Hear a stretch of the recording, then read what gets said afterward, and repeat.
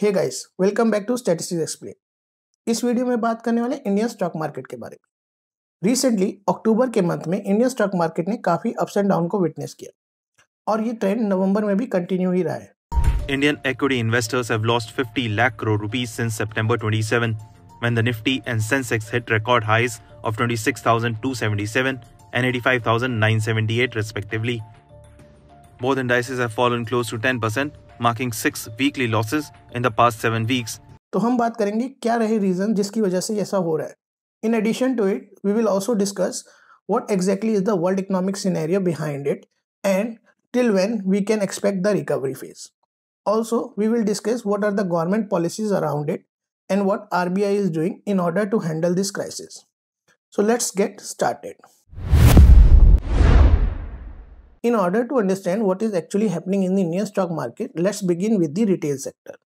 So सबसे पहले तो इंडियन गवर्नमेंट ने रिटेल सेक्टर में अपनी फॉरेन इन्वेस्टमेंट पॉलिसी रूल्स को चेंज किया है, जिसकी वजह से फॉरेन इंस्टीट्यूशनल इन्वेस्टर्स को एम्बिग्यूटी फील हो रही है इंडियन रिटेल सेक्टर के अंदर इन्वेस्ट करने के लिए, और इसी की वजह से रिटेल सेक्टर के अंदर आउटफ्लो हुआ है और रिटेल सेक्टर के अंदर जो भी फर्म्स थी उनके शेयर्स में डाउनफॉल देखा गया। The second reason is geopolitical conflicts. Actually, there is a trade dispute going on between China and US. China has moved to support its exporters ahead of Donald Trump's anticipated tariff hikes, and its drive for self-sufficiency is accelerating. Is Beijing better prepared for another trade row with the US this time around? और US में recently election भी हुए, जिसकी वजह से वहां पर और अनस्टेबिलिटी इंक्रीज हुई है, and this led to actually negative market sentiments for the investor. और इसी की वजह से इंडियन स्टॉक मार्केट में भी इम्पैक्ट हुआ है। The presidential elections in the country this month created uncertainty in global markets. As investors awaited the outcome, they pulled their money out of emerging markets and bet on safer assets like US government treasuries. The third and the direct reason which is actually related to investors' confidence in the Indian stock market is the data on corporate earnings. Recently, काफ़ी सारी Indian firms ने अपना quarterly earnings का data publish किया, जो कि दिखाता है कि यहाँ पर स्लोअर इकोनॉमिक ग्रोथ हुई है और कॉर्पोरेट अर्निंग्स पहले के मुकाबले कम हुई हैं। The fourth and the most general reason is investment money withdrawn by foreign institutional investors. Well, ये रीजन बहुत वैलिड है और ये रीजन वर्ल्ड की किसी भी स्टॉक मार्केट को एक्चुअली हिला सकता है, क्योंकि फॉरेन इंस्टीट्यूशनल इन्वेस्टर्स जब मनी को विड्रॉ करते हैं तो वो बल्क में करते हैं और वो दूसरी इकोनॉमी में एक्चुअली इन्वेस्ट करते हैं as compare to the economy which they are actually dealing first. यही हुआ इंडिया में भी। अक्टूबर के मंथ में 11,000 करोड़ की शेयर्स को बेचा गया by foreign institutional investors, which actually led to the down trend of Indian stock market, क्योंकि यहाँ से आउटफ्लो हो गया। After a record $11.2 billion sell-off in October, foreign portfolio investors reduced their selling in November. In the first 2 weeks of November, they sold equities worth $2.6 billion, down from $7.8 billion during the same period in October. और these investors actually went to China stock market and invested their money, क्योंकि वहाँ पर government ने incentive दिया अपनी firms को in order to actually attract foreign institutional investors and the money in the country. Key reason for the exit of foreign investors from the Indian market has been China. China has been facing possible slow growth scenarios this year. It has introduced a series of stimulus measures to revitalize its economy. While most of these have been deemed insufficient, they have caused some foreign investors to go back seeking higher returns. अब ये सारे reasons तो बहुत ज़्यादा valid हैं ही, पर इसके साथ भी कुछ इकोनॉमिक सिनेरियोज हैं जिसकी वजह से ये जो डाउन ट्रेंड आया भी है, इसको डोमेस्टिक इंस्टीट्यूशन इन्वेस्टर भी एड्रेस नहीं कर पा रहे हैं, और जिसकी वजह से Indian stock market day on day witness कर रहा है down trend. Domestic investors have continued to pump money into the market, investing over 10,200 crore rupees in early November. Even though this is lower than October's record 90,000 crore rupees investment. वो है domestic inflation in India. India के अंदर domestic inflation काफ़ी बढ़ गई है। In fact अगर हम लोग बात करें डेटा के हिसाब से, तो अगस्त में ये inflation level consumer price index से जो विटनेस किया जाता है वो 3.65 था, पर सितंबर में ये 5.24 हो गया। अब कंज्यूमर प्राइस इंडेक्स का बढ़ने से हमें पता लगता है कि लोगों की डिस्पोजेबल इनकम कम हो गई है, जिसकी वजह से उनकी परचेजिंग पावर कम हो गई है और उसकी वजह से वहाँ पर वो कंपनीज के प्रोडक्ट्स को नहीं खरीदते हैं, जिसकी वजह से डोमेस्टिक डिमांड भी इन्फ्लुएंस हो जाती है और फिर से मार्केट के ऊपर उसका इम्पैक्ट देखने को हमें मिला है। इन्फ्लेशन के साथ साथ एक और रीजन है जिसकी वजह से डाउन ट्रेंड और मार्केट में लिक्विडिटी कम हुई है, वो है इलेक्शंस। इंडिया में अब इलेक्शंस आने वाले हैं जिसकी वजह से गवर्नमेंट का ध्यान इलेक्शन के ऊपर ज़्यादा है as compare to what actually happening in the Indian stock market. जैसे कि अगर हम लोग बात करें तो महाराष्ट्र लेजिस्लेटिव असेंबली के इलेक्शन है नवंबर 2024 में। उसके साथ ही साथ झारखंड लेजिस्लेटिव असेंबली के भी इलेक्शन है जो कि 2 फेज में किए जाएंगे, नवंबर 13, 2024 और नवंबर 20, 2024। इसके बाद दिल्ली लेजिस्लेटिव असेंबली का भी इलेक्शन होने वाला है क्योंकि दिल्ली में भी जो करंट टेन्योर है गवर्नमेंट का वो फरवरी 23, 2025 में खत्म होने वाला है। इन सब चीज़ों के साथ साथ रुपीस भी डेप्रिशिएट हुआ है इन कॉन्ट्रास्ट टू डॉलर, और जिसकी वजह से एक्सपोर्ट ओरिएंटेड कंपनीज के प्रॉफिट भी डिक्लाइन हुए, प्लस ग्लोबल इकोनॉमिक स्लोडाउन के चलते एक्सपोर्ट ओरिएंटेड कंपनीज की डिमांड भी कम हुई है और जिसकी वजह से मार्केट का कॉन्फिडेंस फिर से एक बार इंडियन फर्म्स के अंदर कम हो गया है। चलो इन रीजंस को समझने के लिए कुछ एग्जांपल्स भी देख लेते हैं। जैसे पहला एग्जांपल है डाबर इंडिया लिमिटेड का। डाबर इंडिया लिमिटेड ने रिपोर्ट किया है कि उनका टोटल प्रॉफिट 18% से डिक्लाइन हुआ है सेकेंड क्वार्टर के अंदर, और इस डिक्लाइन के रीजंस उन्होंने बताए हैं high inflation in Indian market which is actually affecting consumer spending patterns, जिसकी वजह से लोग डाबर के प्रोडक्ट की डिमांड नहीं कर रहे हैं मार्केट। सेकंड एग्जांपल लेते हैं सफायर फूड्स इंडिया लिमिटेड का। Sapphire foods India limited operator है KFC का और पिज्जा हट का इंडिया के अंदर।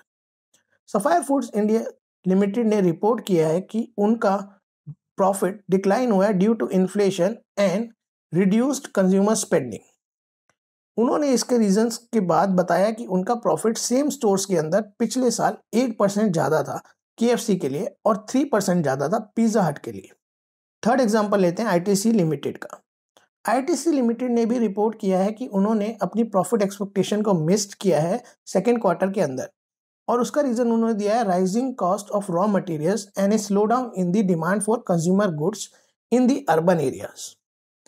ये सारे एग्जाम्पल बताते हैं कि इन्फ्लेशन रेट्स की वजह से, कंज्यूमर की स्पेंडिंग कम होने की वजह से रिवेन्यूज कंपनीज के फॉल किए हैं और उसी की वजह से एक डिक्लाइनिंग डाउन ट्रेंड को हम लोग विटनेस कर रहे हैं स्टॉक मार्केट के अंदर। अब ये सिचुएशन तो है ही, पर इससे पहले कि हम लोग मूव करें और देखें रिकवरी फेज की तरफ में क्या क्या होने वाला है, उससे पहले हम लोग सेक्टर वाइज एनालिसिस भी देख लेते हैं एक बार स्टॉक मार्केट का। सबसे पहले देखते हैं इंफॉर्मेशन टेक्नोलॉजी सेक्टर को। तो यहाँ पर फॉल का रीजन रहा है रुपये की एक्चुअली डेप्रिशिएटिंग वैल्यू और ग्लोबल इकोनॉमिक स्लोडाउन, जिसकी वजह से कम ऑर्डर आए IT कंपनीज के पास और इनका प्रॉफिट डिक्लाइन किया। सेकंड सेक्टर है बैंकिंग का। तो यहाँ पे जो रीजन रहा वो था bad loans as well as slower credit growth, जिसकी वजह से बैंकिंग सेक्टर ने भी एक डिक्लाइन को विटनेस किया। थर्ड सेक्टर जो है वो है मैन्युफैक्चरिंग सेक्टर। यहाँ पर सप्लाई चेन में डिसरप्शन आने की वजह से मैन्युफैक्चरिंग सेक्टर की कंपनीज का प्रॉफिट मार्जिन कम हो गया। सप्लाई चेन में डिसरप्शन आने का रीजन है जो वॉर चल रहे हैं वर्ल्ड में उनकी वजह से, जैसे कि स्विच कैनाल क्राइसिस चल रहा है और मिडल ईस्ट में अच्छी खासी वॉर चल रही है। उसके बाद रशिया यूक्रेन के अंदर बहुत टाइम से वॉर चल रहा है, जिसकी वजह से सप्लाई चेन डिस्टर्ब हुए और मैन्युफैक्चरिंग सेक्टर का प्रॉफिट मार्जिन कंप्रेस हुआ है। The fourth sector is real estate and automobiles. यहाँ पर इंटरेस्ट रेट का बढ़ना, कंज्यूमर स्पेंडिंग का कम होना और इन्फ्लेशन का बढ़ना मेन रीजन रहे, जिसकी वजह से हमने एक डाउन ट्रेंड को विटनेस किया। चलिए ये सब तो हमने देख ही लिया, पर अगर हम लोग बात करें इंडिया के ट्रेड पार्टनर्स की, जो कि एक बहुत इंपॉर्टेंट रोल प्ले करते हैं इंडियन स्टॉक मार्केट को बिल्ड करने में, तो वहां पर क्या सिनेरियो चल रहा है। तो सबसे पहले बात करते हैं यूनाइटेड स्टेट्स की। यूनाइटेड स्टेट्स में रिसेंटली इलेक्शन रहे और इसके साथ साथ वहां पर हाई इंटरेस्ट रेट रहा है, जिसकी वजह से वहां पर एक स्लोअर इकोनॉमिक ग्रोथ को विटनेस किया जा रहा है और इन्फ्लेशनरी प्रेशर भी इंक्रीज हुआ है। This has led to actually lower demand for imports from India. Second trading pattern में आ जाता है यूरोपियन यूनियन, जहां पर एनर्जी क्राइसिस चल रहा है, जिसकी वजह से वहां पर प्रोडक्शन कॉस्ट इंक्रीज हुई है और यूरोपियंस की कंज्यूमर स्पेंडिंग डिक्लाइन हुई है। इसी की वजह से इंडिया से इंपोर्ट्स भी डिक्लाइन हुए हैं। थर्ड ट्रेडिंग पैटर्न में आ जाता है इंडिया के चाइना, जहां पर एक्चुअली स्लोअर इकोनॉमिक ग्रोथ रही है, जिसकी वजह से ग्लोबल सप्लाई चेन्स इफेक्ट हुए हैं और डिमांड कम हुई है रॉ मटेरियल्स की और इंटरमीडिएट गुड्स की डिमांड कम हुई है इंडिया से, जो कि इंडिया बहुत ज़्यादा एक्सपोर्ट करता है चाइना को। अब ये सारे रीजंस की वजह से मार्केट में वोलेटिलिटी आई, पर ये वोलेटिलिटी फिर भी कंट्रोल हो सकती थी अगर डोमेस्टिक इंस्टीट्यूशनल इन्वेस्टर्स एक साइकोलॉजिकल रीजन पे डील नहीं करते, जो कि है हर्ड सेलिंग।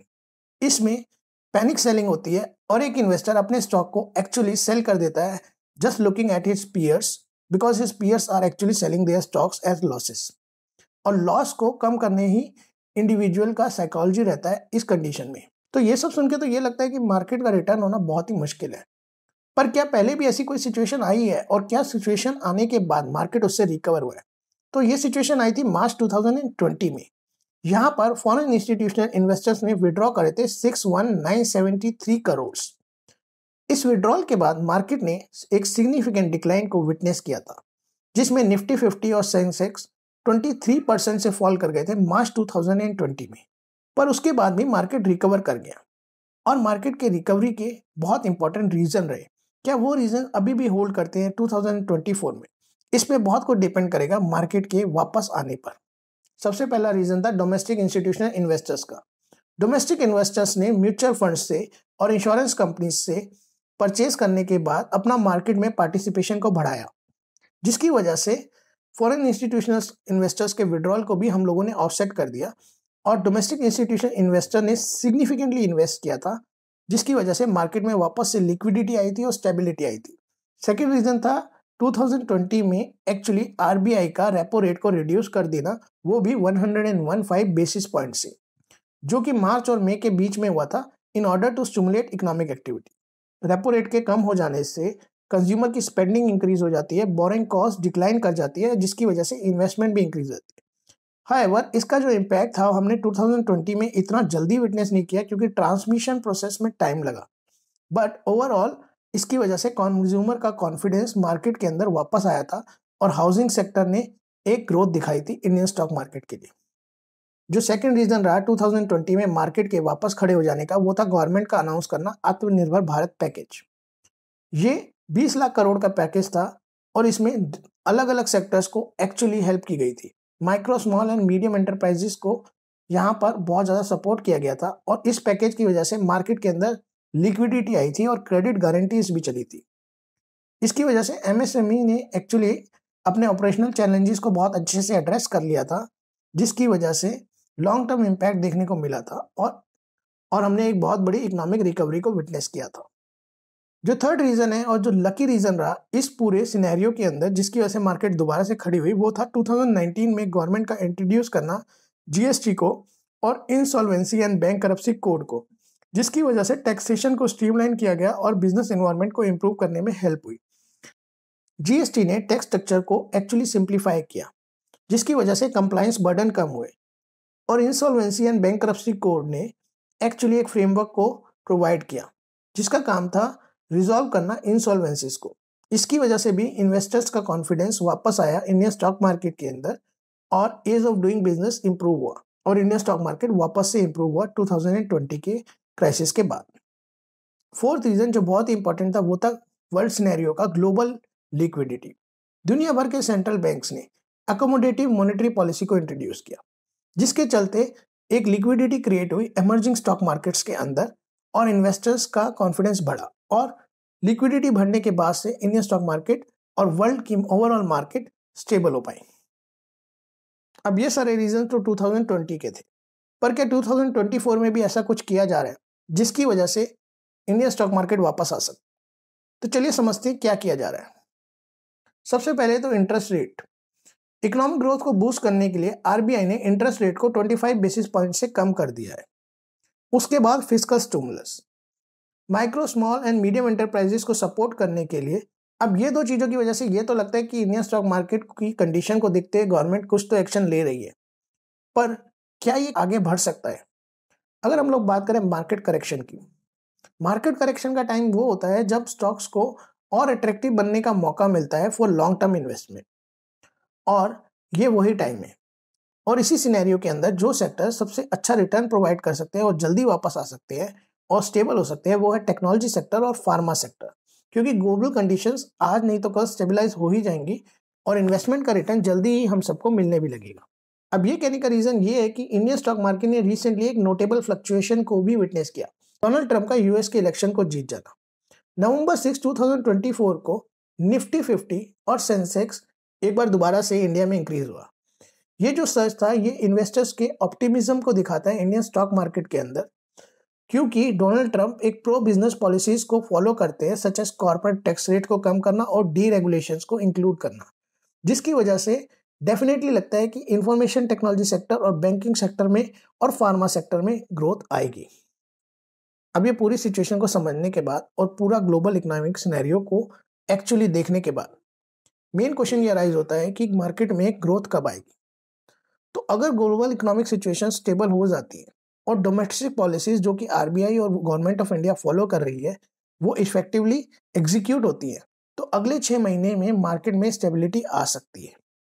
लेकिन ये सब डिपेंड भी करता है कि सरकार और आरबीआई के मेजर कितने इफेक्टिव हैं और इन्वेस्टर्स का कॉन्फिडेंस कितना जल्दी वापस आता है, क्योंकि पैनिक सेलिंग होने के बाद इन्वेस्टर्स का कॉन्फिडेंस एक्चुअली टाइम लेता है वापस आने में।